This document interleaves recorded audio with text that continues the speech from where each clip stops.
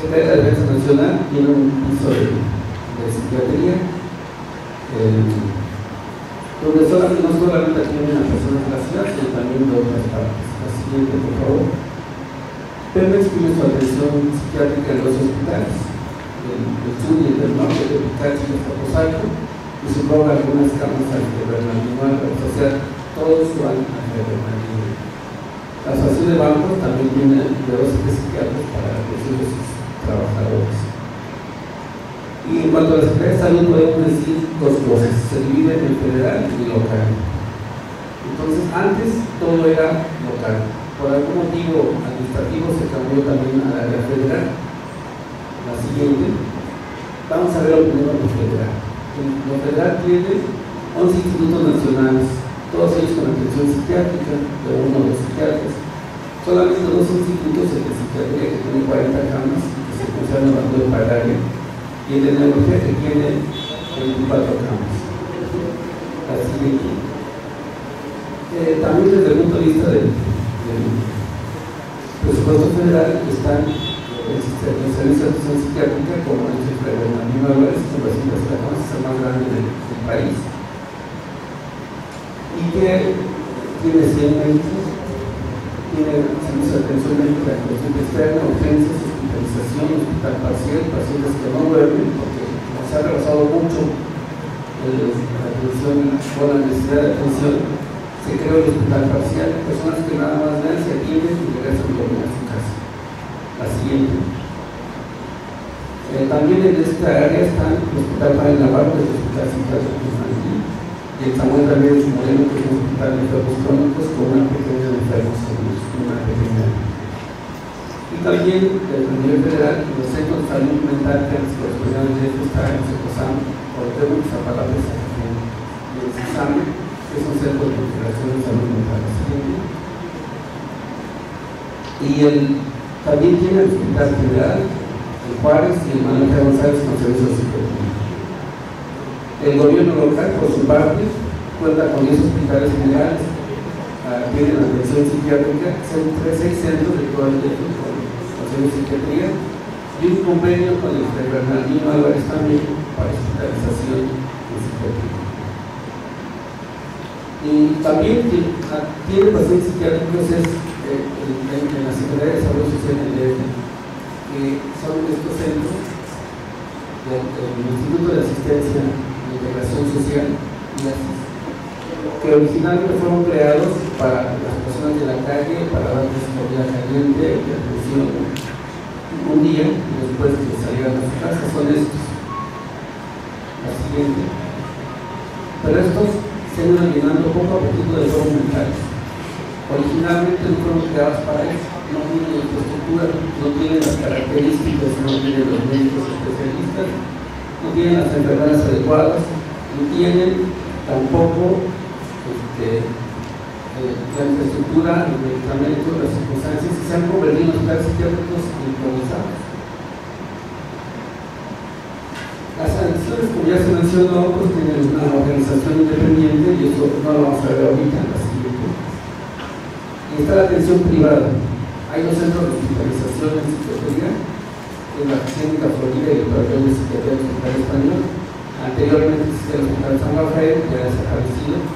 La mayoría de los hospitales privados, como Ángeles, Meditación, Star Médica, y cerca de 600 psiquiatras que trabajan tanto en los hospitales como en sus consultorios, son los que abastecen teóricamente la atención del Ministerio Federal. Así. Y bueno, efectivamente, en el DF se concentran los mejores centros médicos, tanto del INSS, del sector salud a nivel particular. Y si en teoría solamente se atendían a estas personas, pues tal vez sería suficiente. Pero la realidad es totalmente diferente. La mayoría del sector salud están saturados. Los requerimientos para una consulta psiquiátrica se pasan hasta 6 meses. Eso que el médico, el paciente llega al IMSS, que le diga pase con el psiquiatra y la cita se da de 3, 4 hasta 6 meses, es algo que, por lo tanto, pues es obsoleto, ya una atención de este nivel. Y, por ejemplo, el Bernardino Álvarez se refiere hasta 800 pacientes al mes. alguien que llega al Bernardino, amerita hospitalizarse y resulta que no ayuda para hospitalizarse de estos 800 años. Entonces, una cifra alarmante. La siguiente: ¿qué hacen los pacientes? No sabemos qué pasará con ellos, o dónde irán, quién les atenderá, están perdidos. El principal parámetro supuestamente es el preventivo, ya que reciben pacientes inconformes de otras instituciones. Van al seguro, les necesitan para 3, 4, 6 meses, van a estar Bernardino, también lo rechazan ahí, van a algún otro lado y no tienen atención. Esto es algo que ya hemos estado viviendo en muchas partes de la sociedad. La anterior, por favor. Y también, bueno, los servicios de psiquiatría en todos los hospitales están de igual manera saturados. ¿Qué pasa en estas circunstancias? Hay una demanda muy grande que no se puede cumplir. La siguiente, por favor. Se supone que el hospital psiquiátrico, supone la gente que es un hospital, lo vemos muy grandote, 8 pisos, que es inagotable, que resuelve todos los problemas, siempre hay lugar para alguien, que en realidad es un hospital, la verdad es un hospital obsoleto, o sea, no porque sea una mala atención, sino porque está muy colapsado. La siguiente. Aquí hicimos un análisis con la persona de urgencias, con la gente de urgencia, la doctora Ana Ramírez, y nos comentó la situación de que llegan pacientes de todas partes, principalmente de Centroamérica. En este último semestre, de Hidalgo, toda la zona conurbada del Estado de México, de Guerrero, de Morelos, de Querétaro, de Tlaxcala y hasta de Puebla. Entonces, por supuesto que los capitalinos son los últimos que llegan porque ya no hay lugar para ellos. Y tanto las instituciones como INSIS, etcétera, personas de otros estados, ya se han saturado de este hospital que pues ya esta infraestructura que se tiene pues ya no es suficiente. Y bueno, esta sería una de las principales cosas que tenemos actualmente en la ciudad de México. ¿Cuáles son las causas de referencia? La mayoría de personas es porque no se tiene lugar, 65%. Y la segunda es porque tal vez ellos consideran que pueden atenderse en otro lugar. Llega el Bernardino, el paciente psiquiátrico a uno, se le envía a un hospital o a un centro de salud donde hay psiquiatría y no sabemos ahí si se va a atender. Eso ya es como un asunto que está desligado, no hay una coordinación de qué pasa con otras personas. La siguiente. Y mencionábamos que el Bernardino no es obsoleto porque se sacan la mano a los pacientes, porque se aplique un tratamiento inadecuado, sino porque está saturado, ya no está saturado. Y es incapaz para responder a las necesidades de la ciudad y de los estados cercanos a él. Pero no de ahora, ya tiene muchos años de que esto se vive. Por eso les comentaba que se creó el hospital parcial, para que se den de alta rápido a los pacientes, para que puedan estar en sus casas o en algún lado y regresen a su tratamiento todos los días, o cada fin de semana, o cada semana. La siguiente. También tenemos otro problema. Estos centros de asistencia social que originalmente fueron creados se han ido convertido en hospitales psiquiátricos, pero obviamente no tienen la infraestructura, no tienen los medicamentos, no tienen todo lo que sea necesario. Por lo tanto, estos están con múltiples carencias, con pésimas condiciones de higiene y por supuesto con un hacinamiento espantoso.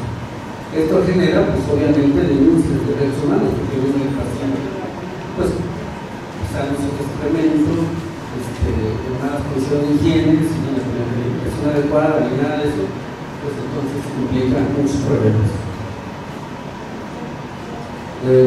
Otro problema que vemos es que los tratamientos psiquiátricos son largos y a veces caros. En ocasiones son de por vida. Los hospitales federales, el centro de salud, no apoyan al paciente con medicamentos, sino que solamente le dan el tratamiento en ocasiones. Esto significa una alerta mensual considerable y con mucha frecuencia necesaria para los pacientes. La siguiente, por favor. Aquí me pasa la siguiente. Ya se fue la próxima.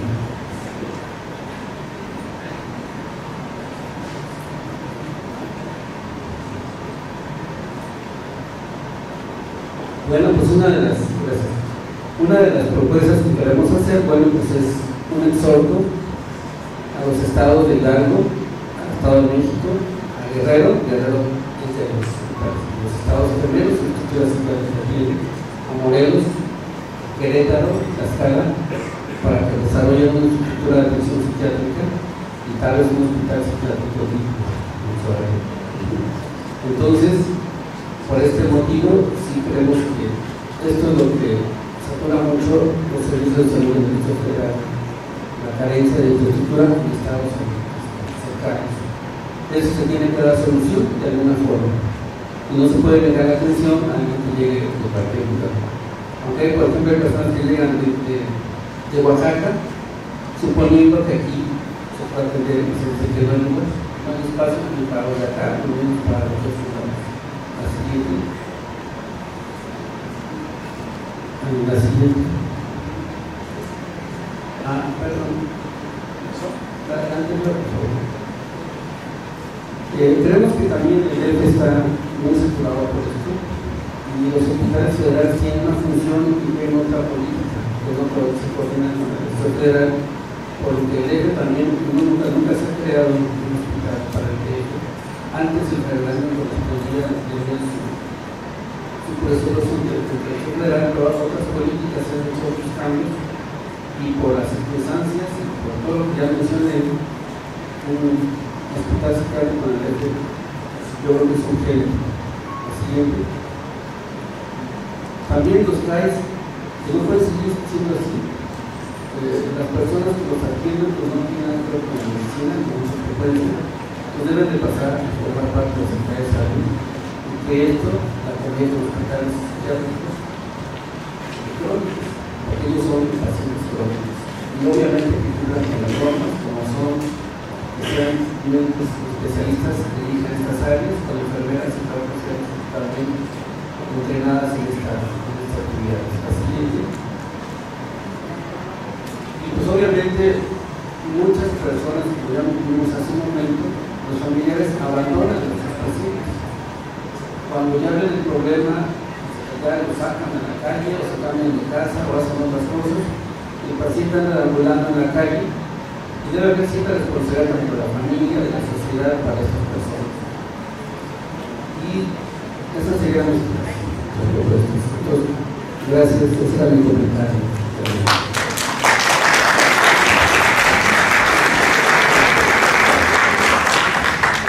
Terminamos una sesión de preguntas y respuestas.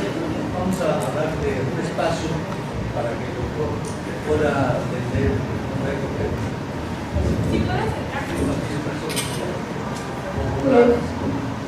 digamos que nosotros tenemos un problema también con los pacientes que tienen patología dual, que son consumidores de drogas y aparte tienen una enfermedad base. Desafortunadamente, cuando nosotros los mandamos al psiquiátrico, al alternativo, generalmente nos lo regresan porque ellos no atienden a pacientes con adicciones. Sin embargo, los centros psicológicos que existen en el DF tampoco son suficientes ni están capacitados para atender enfermedades psiquiátricas. Entonces, estos pacientes andan ambulando de aquí para allá, de allá para acá, y desafortunadamente no tenemos espacios donde mandarlos. Entonces, yo creo que estoy de acuerdo con la propuesta que usted está haciendo, que en el DF necesitamos otro hospital psiquiátrico o cuando menos más clínicas de salud mental, porque desafortunadamente las adicciones nos llevan a enfermedades psiquiátricas a largo plazo. Efectivamente, tratar la adicción de manera independiente de nuestro organismo. En general, se calcula según los estudios de la clínica norteamericana que cerca del 50% de las personas con una adicción tienen una patología psiquiátrica o iniciaron con una patología psiquiátrica, en teoría lo primero que se tiene que solucionar es este problema psiquiátrico, esquizofrenia, depresión, ansiedad o alguna otra cosa que pueda tener, que son los que estar con este padecimiento. Sí, efectivamente se requiere no solamente una reorganización de la atención psiquiátrica de nuestra ciudad, sino una nueva legislación en el tema, porque existe una área de salud mental que efectivamente deja de lado todos estos problemas tan serios que cotidianamente ustedes nosotros vivimos en esta zona. Muchas gracias, doctor Mendoza. Nada más antes para recordarles que al inicio del foro se les dio un folder con un formato para poder formular las preguntas. Mi nombre es Ricardo Arango Rafí, comisionado por el Mensajero de la Paz de Naciones Unidas para la defensa de los derechos humanos de las personas con discapacidad. Vivo con trastorno bipolar, isquemia cardíaca, actina del pecho, diabetes mellitus tipo 2, número 1, disminución de sensibilidad de los pies en un 20%, ¿sí? Y disfunción eréctil, pues fuera poco. Bueno, yo estoy la primera vez que asisto casualmente, porque yo no venía a esto, y no escucho que se mencione el trastorno bipolar, se menciona la esquizofrenia. A este tema tengo entendido que lo va a abordar el doctor Ignacio Luis López, y bueno, yo creo que es un problema muy importante, pues hasta un presidente tuvimos bipolar. Antes de darle la palabra al doctor Ignacio Luis López con el tema depresión, psicosis y problemas actuales del desarrollo, él ha sido médico cirujano y psiquiatra por la UNAM, tiene una maestría en ciencias médicas, es el primer profesor titular en neuropsiquiatría del Instituto Nacional de Neurología y Neurocirugía Manuel Velasco Suárez. Actualmente es gerente médico del área de neurociencia en los laboratorios ELIPI. Adelante, doctor.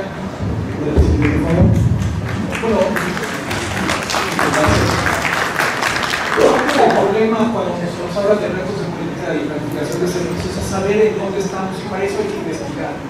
Ya sabemos que la tercera parte de la población adulta en las grandes urbes padece algún trastorno, algún problema de este tipo, y la Asociación Psiquiátrica Americana dice que alrededor del 26% de las poblaciones humanas tienen una enfermedad psiquiátrica.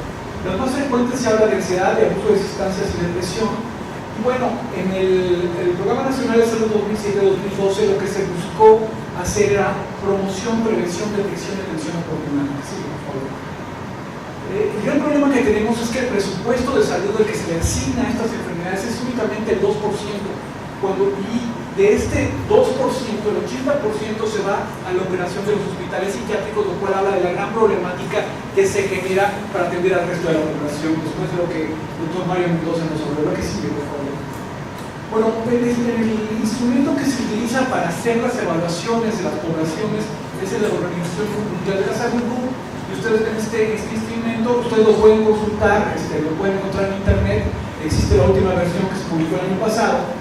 Y bueno, ahí nos habla que este problema principalmente abarca al tercer nivel del sector salud, o sea, son hospitales del sector salud que se ven involucrados. El 33% de los hospitales en nuestro país, perdón, 33 hospitales son públicos, aunque hay 46 en total hablando de los privados, o sea que puede ser que haya uno menos para estas fechas.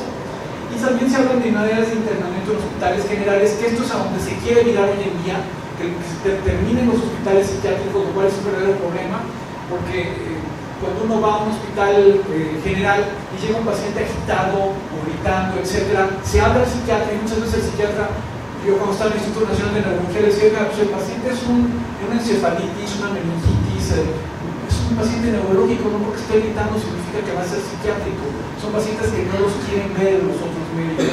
Entonces esto genera un problema muy grande si queremos virar toda la atención psiquiátrica a los hospitales generales. Creo que es muy bueno para quitarle esta estigmatización al paciente psiquiátrico, pero no está de acuerdo a la realidad del país que estamos viviendo en este momento. Sí, por favor. Pero otro de los grandes problemas en la hospitalización, como también ya lo dijo el doctor Mario Mendoza, es que el 31% de los pacientes han permanecido 10 años o más institucionalizados y la mayoría son adultos. Y el otro gran problema es que la atención a los niños, hablamos de una población del 27% de niños y adolescentes, y nada más se habla del 6% en hospitales psiquiátricos de capacidad para atender esta población. Aquí sigue, por favor.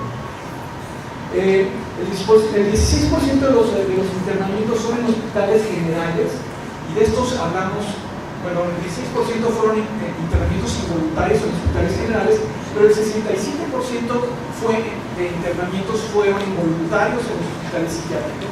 Y esto es porque sabemos que el paciente llega en un momento crítico, y lo que se hace para poder internar a estos pacientes y tratar de violar sus derechos lo menos posible es que un familiar junto con 2 testigos firmen una carta para realizar el ingreso. Y esto es un problema muy grande porque la institución puede ser acusada de privación ilegal de la libertad si no se cumplen ciertos requisitos que no están muy claros todavía. Hemos avanzado mucho para poder hospitalizar a un paciente en contra de su voluntad en estas etapas en que pone en riesgo su vida y la de los demás. Entonces es muy importante acabar de legislar para poder ofrecer mejores beneficios a estos pacientes. De los principales diagnósticos que nos reportó este estudio fueron que los trastornos afectivos fueron el 28% de los pacientes, trastornos neurológicos el 25%, y otros el 26% engloban problemas como epilepsia, trastornos mentales orgánicos, retraso mental y otro tipo de trastornos del desarrollo. El gran problema, y esto lo quiero mencionar y lo puse en un color especial, es que se dice que el 65% tuvieron disponible por lo menos un medicamento psicotrópico de cada clase terapéutica, ya sea un antipsicótico, un antidepresivo, un estabilizador del estado de ánimo, un ansiolítico o un antiepiléptico, lo cual es terrible, que sentía que tuvieran cuando menos un medicamento, cuando hoy en día, si tuviéramos un medicamento que curara estas enfermedades, realmente sería maravilloso, pero por desgracia tenemos que probar, porque los mejores medicamentos van de un 40 a un 60% de su efecto terapéutico. Entonces estamos enfrentando un gran problema. El 50% de los pacientes se atienden en servicios hospitalarios. O sea, el gran problema es que los pacientes quieren ser atendidos en hospitales de tercer nivel, y esto crea un gran problema económico y de atención a posibilidades de opciones para estos pacientes. Aquí sigue, por favor. La atención de la salud mental en México descansa en los hospitales psiquiátricos, lo cual habla también de costos muy elevados y que el desarrollo del componente de salud mental dentro de los hospitales generales es muy escaso. Aquí sigue, por favor. El Instituto Federal, hablamos que en el sector salud se habla de 138 psiquiatras en 4 hospitales públicos, existen 770 camas y por desgracia para los pacientes menores de 18 años solo existen 120 camas para ellos. Dentro de ellos, lo que se habla en cuanto a internamiento está en el uso de sustancias en el 9.7%, en la esquizofrenia el 36%, los trastornos de ánimo el 22%, que dentro de los trastornos de ánimo se encuentra obviamente el trastorno bipolar. Nunca ponen, vuelvo a repetir, doctor, disculpe, no son bipolares, los trastornos neuróticos el 4.1% y los trastornos de personalidad el 7.6%. Existen en las unidades de especialidades de atención, que es un modelo comunitario. Realmente la única ventaja que tiene es que hablan de equipos multidisciplinarios. Y bueno, en CAUSES, el Catálogo Universal de Servicios Esenciales de Salud, o sea, cuando hablamos de seguro popular, en 2010 ya se lograron incluir varias enfermedades psiquiátricas como son trastornos por déficit de atención e hiperactividad, trastornos afectivos y de ansiedad, trastornos psicóticos y del desarrollo como autismo y epilepsia, además de la atención de las adicciones. La que sigue, por favor. En cuanto a la atención psiquiátrica, se habla de una baja utilización de los servicios también por parte de la población que presentan este tipo de padecimientos porque no les gusta que sean clasificados o etiquetados con un diagnóstico psiquiátrico.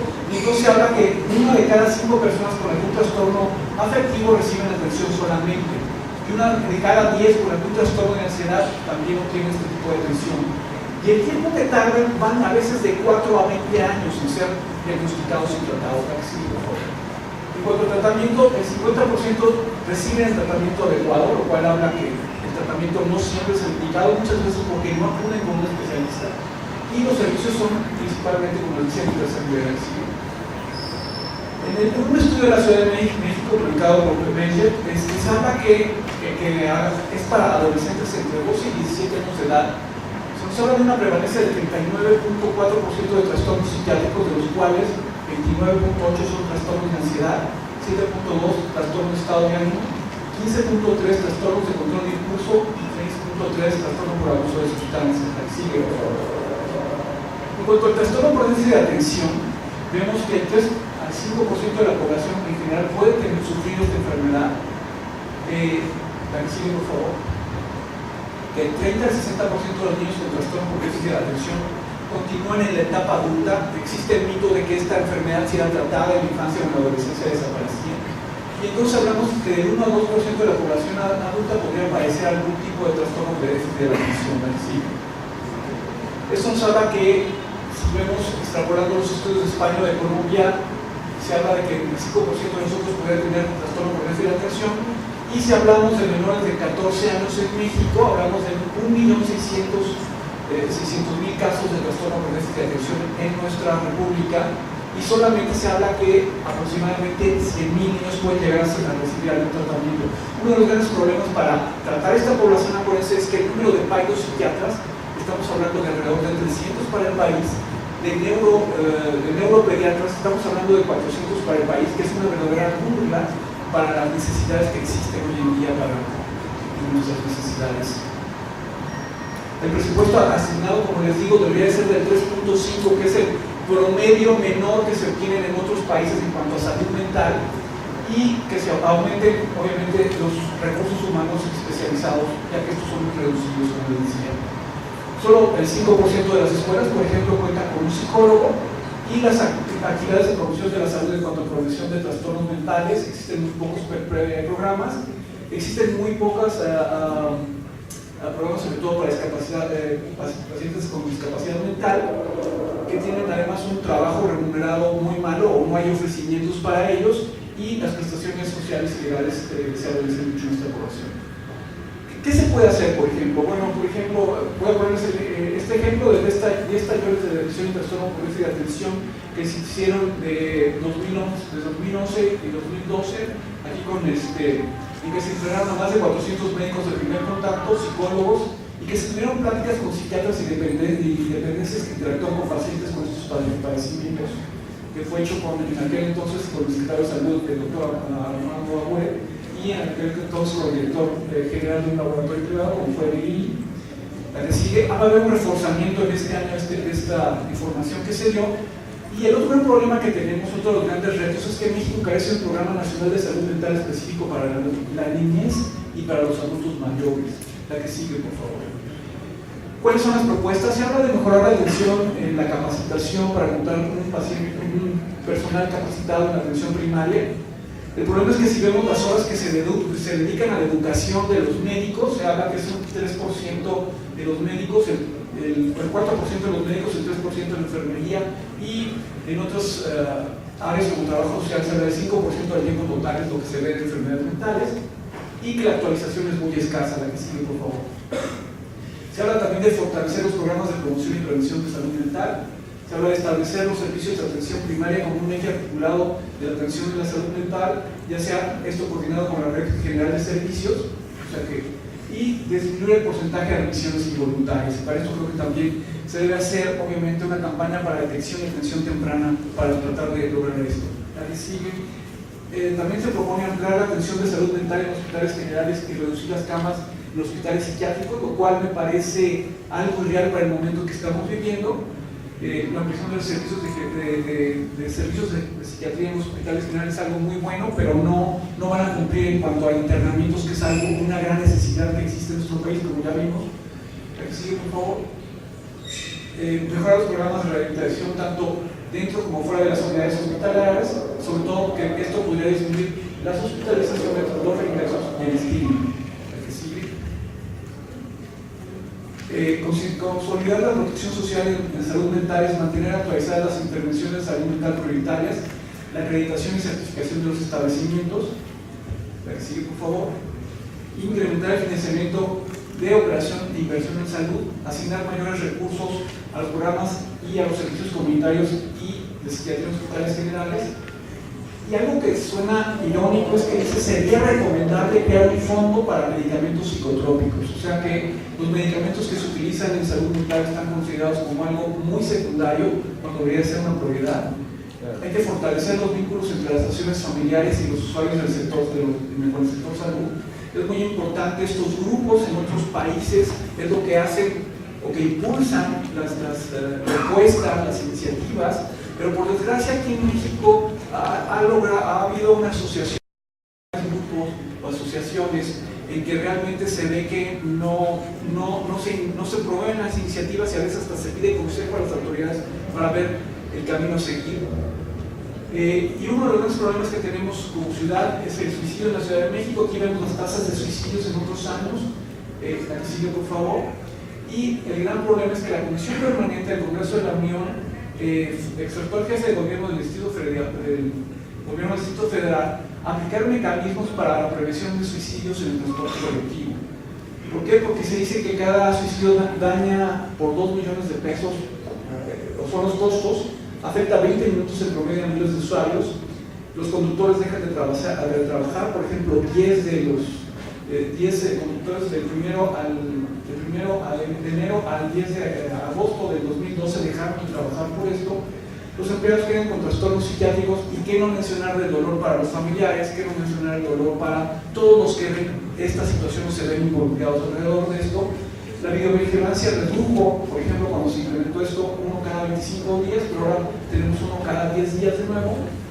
Como bien se dice, 1 de cada 20 sobrevive, y esta atención tiene que ser especial para estos pacientes. Acordemos que se habla mucho de una proporción psiquiátrica muy amplia en cuanto a depresivos, en cuanto a esquizofrénicos, que son 2 de los principales diagnósticos psiquiátricos que se han encontrado dentro de ellos.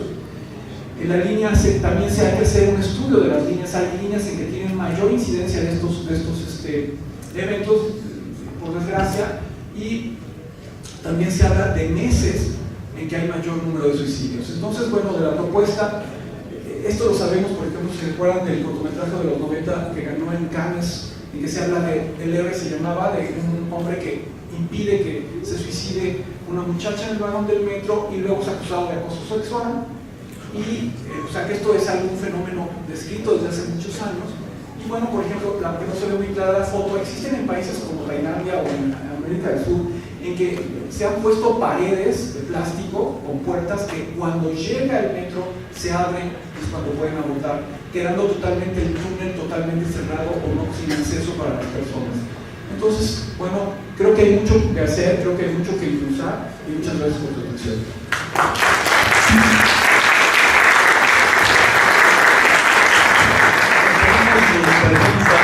Tenemos una aquí para el doctor Mario Mendoza, que nos dice qué medidas debemos tomar con las personas que abandonan a sus pacientes.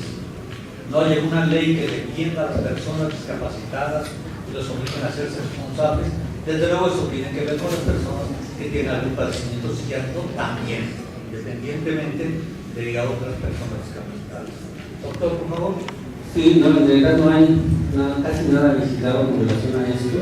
Es una situación cotidiana que se vive ahí en el Bernardino o en cualquier área de psiquiatría, que las personas no están dispuestas a atender a sus pacientes psiquiátricos, y los que están incapacitados andan en la calle deambulando, y con frecuencia son personas que son personas de calle y que están sufriendo la calle, o están en algún lado, o están en la calle, o en fin, tantas cosas que pasan. Sí, necesitamos legislar con relación a esto, tanto que la sociedad y la familia participan para el tratamiento de los trastornos mentales. Esto está en el proyecto, en la legislatura actual. Muchas gracias. ¿Alguna otra pregunta? Pregunta, con mucho gusto. Bueno, el estudio de Medina Mora habla de que la República Mexicana, el 3.3% de la población padece de trastorno bipolar. Se habla que hablamos del 1% con trastorno bipolar tipo 1 y de tipo 2, o sea, el 3.3. O sea que también en cuanto al riesgo se habla de que hay series, por ejemplo, que hablan que el trastorno bipolar tipo 2 tiene mayor incidencia en el suicidio que el tipo 1, y lógicamente el que parece más benigno para mucha gente, el que más tiene hipomanía, cuadros de hipomanía y de depresión. Sabemos que la depresión bipolar está clasificada entre las depresiones difíciles de tratar. Actualmente, según los criterios que seguimos en México del CIE-10, de la Clasificación Internacional de las Enfermedades, por eso hablamos de depresiones. la clasificación actual hecha en Estados Unidos, que se acaba de presentar en mayo pasado, ya los trastornos bipolares salen del grupo de los trastornos afectivos, ya dejan de ser de las depresiones y tienen un capítulo aparte, ya se consideran aparte. Pero oficialmente, según la ley en México, tenemos que seguir hablando de depresiones como tal, de trastornos afectivos globalmente. No es que queramos discriminar a personas que tienen un trastorno bipolar, pero a fin de cuentas se engloba dentro de los trastornos depresivos en cuanto a riesgo suicida, ¿sí?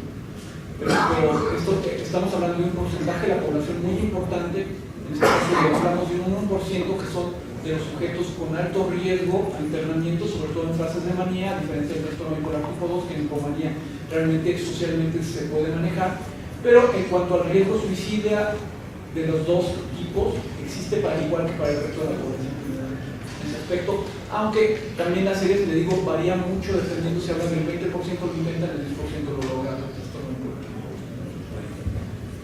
Tenemos aquí una pregunta de ¿por qué no incluir el trabajo en medidas preventivas, tales para prevenir las enfermedades de este tipo, como violencia familiar y bullying, que muchas veces provocan trastornos mentales?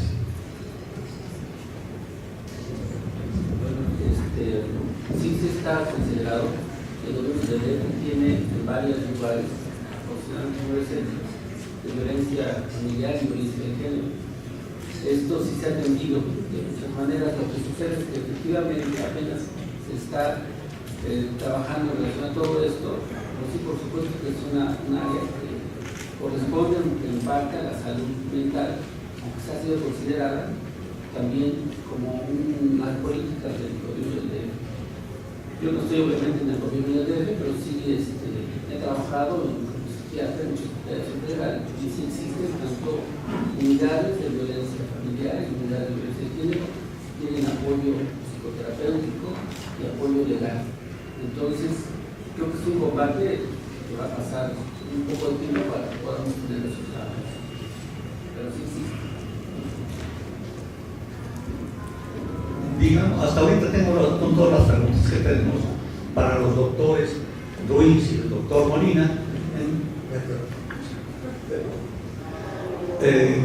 Tenemos con todas las preguntas que tenemos. Si no hay inconveniente, vamos a hacer un receso.